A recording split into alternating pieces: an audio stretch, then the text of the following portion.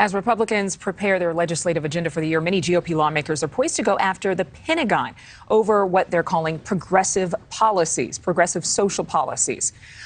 It's something that a lot of people have been talking about in Washington. Republicans have signaled they'll target the Defense Department over aspects of the curriculum at military academies, efforts to root out extremists from the ranks, and funding for abortions.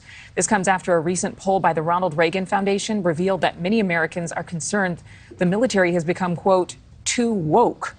50% of respondents blamed so-called woke practices for undermining military effectiveness as their reason for having decreased confidence in the military. For more on this, I'm joined by Family Research Council Executive Vice President, retired Army Lieutenant General Jerry Boykin. Thank you so much for being with us this morning. Are some of the policies in question negatively impacting our nation's military? Well, first of all, thanks for having me, and good morning and Happy New Year. Thank you. Yes, absolutely.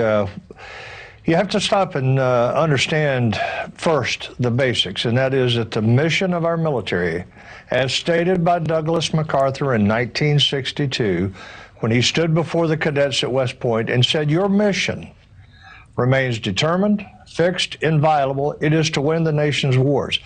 Every decision that is made regarding our military should be made through looking at whether it supports the readiness of our military to do that single mission.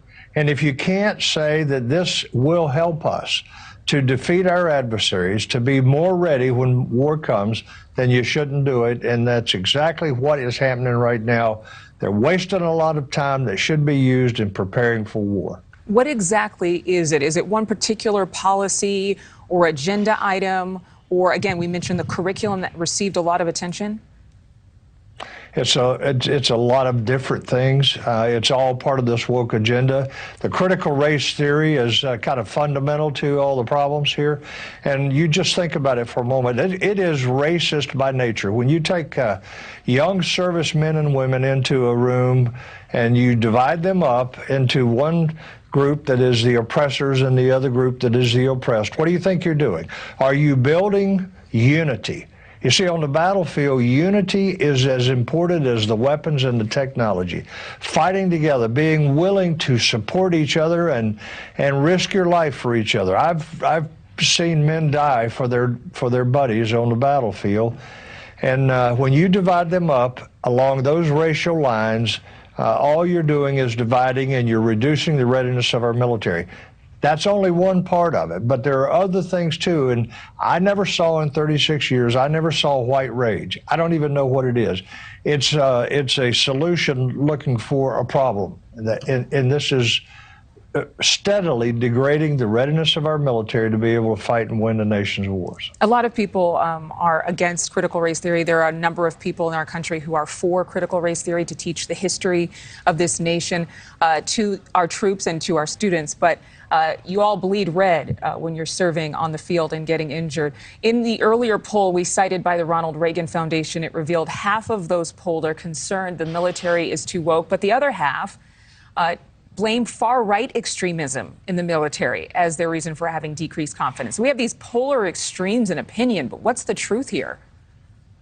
Yeah, well, show it to me. What they are, they're victims of the propaganda that's been put out on this thing, and it's been a very deliberate, and I say propaganda very deliberately. There's a very deliberate effort to convince people that we have a huge problem within our military and within the ranks of all the services that, as far as I'm concerned, I never saw. That doesn't mean you don't have some extremists there. But if you go back and look at the polls and the statistics, rather, after Lloyd Austin told them to take a stand down and start trying to root out the extremists in there, just look at the statistics that came out. It was not statistics that verified what Lloyd Austin was saying was happening in our military. It's not an extremist military. Extremism is not a huge problem. You have individuals, but that has to be dealt with by the chain of command. That's what we bring them into these positions for. That's what we pay them for. It's their job. Deal with these things, and they're fairly isolated incidents. All right, Lieutenant General Jerry Boykin, thank you so much for your time. Good to be with you. Thank you. Thank you for watching. Go to newsnationnow.com to find News Nation on your television provider. And don't forget to click the red subscribe button below to get more of News Nation's fact-driven, unbiased coverage.